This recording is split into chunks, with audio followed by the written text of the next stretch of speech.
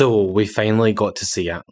Doctor Who Season 1 Space Babies. In this episode, Ruby learns of the Doctor's amazing secrets when he takes her to the far future. Pretty standard stuff for a new companion, but when they get to the far-flung future, they find a baby farm run by babies. Yeah, you heard me right. Run by babies. Now, on first thought, you're just a little bit like, really? Doctor Who? Really?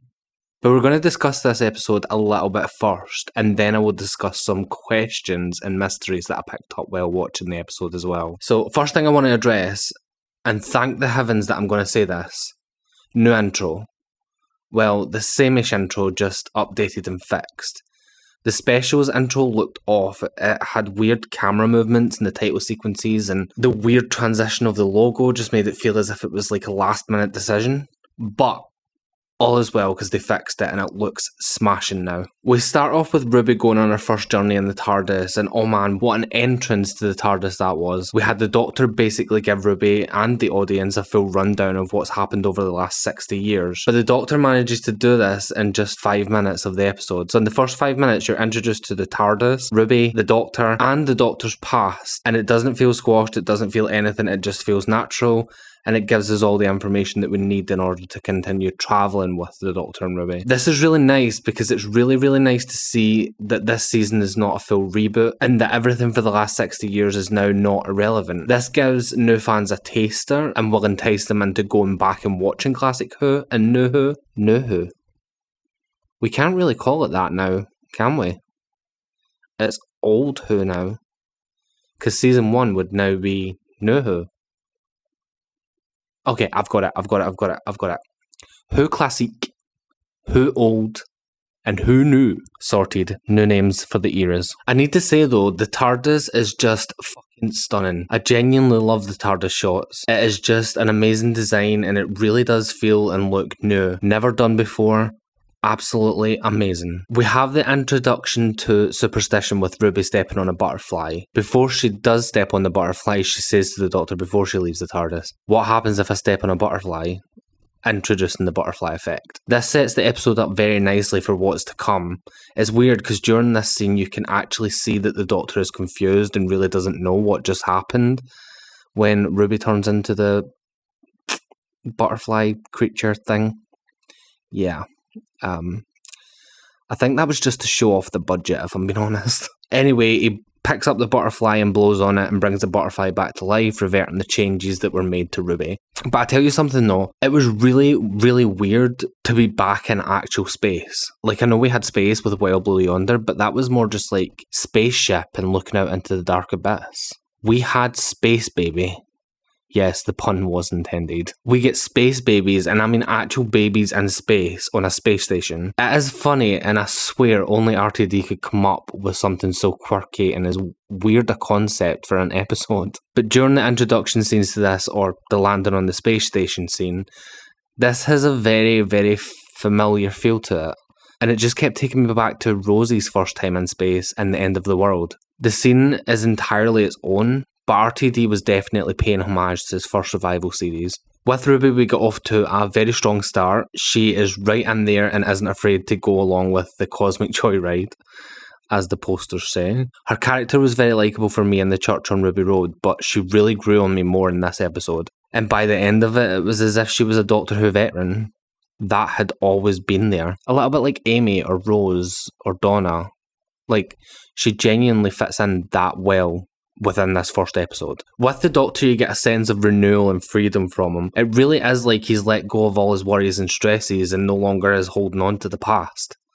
Poor 14 being stuck with all of that. But this allows this Doctor to adventure with a lot more fun and be a lot more out there instead of staying on the edge of caution. Ncuti Gatwa was made for this role. I've seen him in 2.25 episodes and I love him already.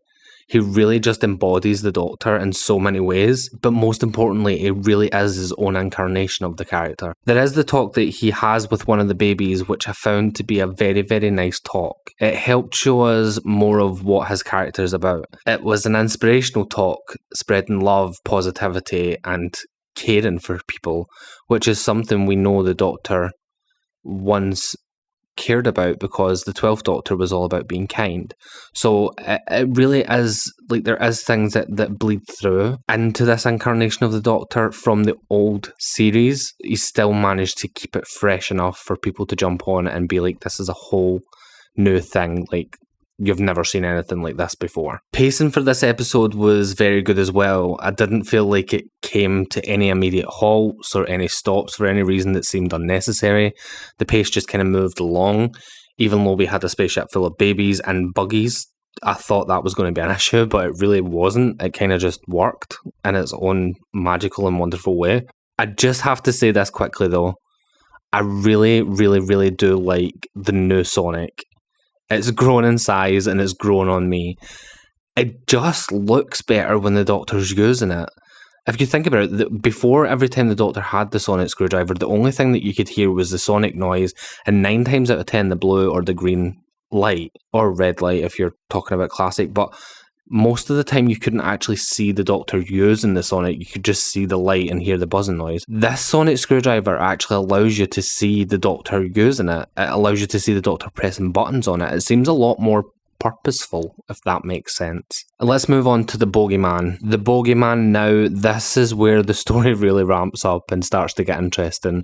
I don't want to say too much in regards to this scene, because the episode kind of centres around this. But all I will say is the Bogeyman is terrifying and the prop and CGI mix was just fantastically done. Honestly, it was really good. At the end of this heartfelt story that allows us to get into some danger and begin the journey with the new incarnation and his companion, the story was not too serious and it was kind of light-hearted with some scary and high intense moments throughout the episode. There is some nice scenes with Ruby and the Doctor bonding and building their new friendship, and overall by the end of the episode it just kind of ravels up into a big misunderstanding of what was actually going on in the space station. I don't want to say too much more than that because I've struggled with trying to word this so that I don't ruin the ending for you, because if you've not watched it, you'll not want it ruined. But basically, yeah, misunderstanding, the Doctor figures it out, fixes everything as they normally would, and then everything's hunky-dory after that. I'm sorry, but is it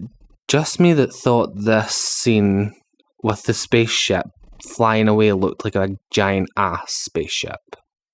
Like, it literally looks like a big badonkey. I don't know if that's been deliberate or not, but it literally looks like a big ass. Okay, on to the fun stuff. The stuff you were probably here for in the first place. The mystery boxes. So in this episode, we got a good few more mysteries and one-liners dropped just to help build more intrigue and interest. Something we all know that RTD loves to do and loves to just fry our brains. So the first one that we got was a name drop. So first of all, we have a name drop of multiple different Time Lords. This is at the very beginning of the episode. And guess who pops up within that name drop of multiple different Time Lords? The Rani. The Rani is dropped in there. I'm really starting to think that RTD has plans for her. I really think if we do not see her return this season, it will be next season. I don't want to say season 3 because it's not even been confirmed yet, but if it's not season 2, then the Rani's definitely coming. It's been mentioned far too much now. This has been getting teased for so long, and I think RTD is the right writer to bring it to a head and do it very well. We then have the Mavity gag when the Doctor is discussing how the Tardis translation circuit works.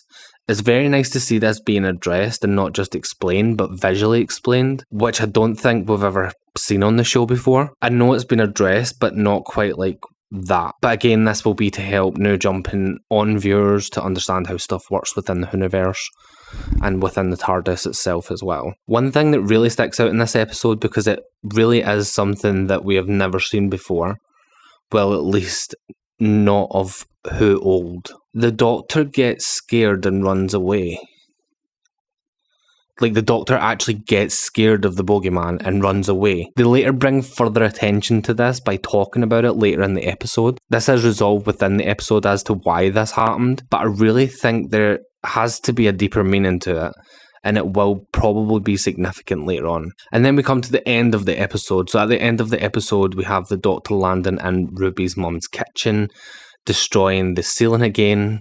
I think this is going to be relevant as well, because this is the second time that's happened since the Christmas special, which literally was last episode. So yeah, RTD's trying to draw our attention to something here. I don't know what the hell a ceiling's got to do with anything, but apparently the TARDIS has grew in size, not just inside, but outside as well, because it used to be able to fit in living rooms and kitchens and houses before, so I think the TARDIS is a little bit bigger on the outside. But yeah, anyway, the Doctor lands the TARDIS in Ruby's mum's kitchen, destroying the ceiling again, and as I said, I think this is going to be relevant at some point, but not Ruby that's underneath that hood. But during this scene, I also started to get some callbacks for Donna's Destiny arc in Series 4. I think there may be a touch of Destiny that goes along with Ruby, but maybe approached in a slightly different way, or a bigger different way this time round, since Destiny is technically superstition, and it would fit with the overall theme that seems to be getting shown to us through the trailers in this episode. I have no more thoughts on that. I'm just going to wait and see if that plays out, but yeah, I feel like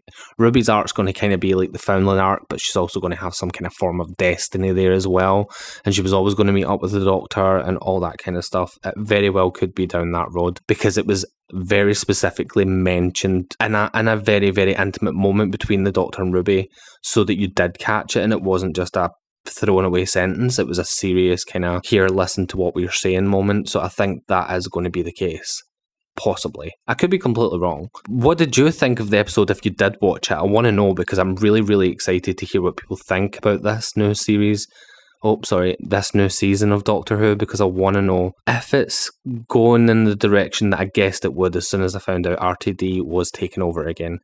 In total, I would give this episode an 8 out of 10, and I think that's a really, really good rating for a first episode of a season. Totally worth watching if you haven't watched it already. And I can tell you something else that's worth watching within the Whoniverse too.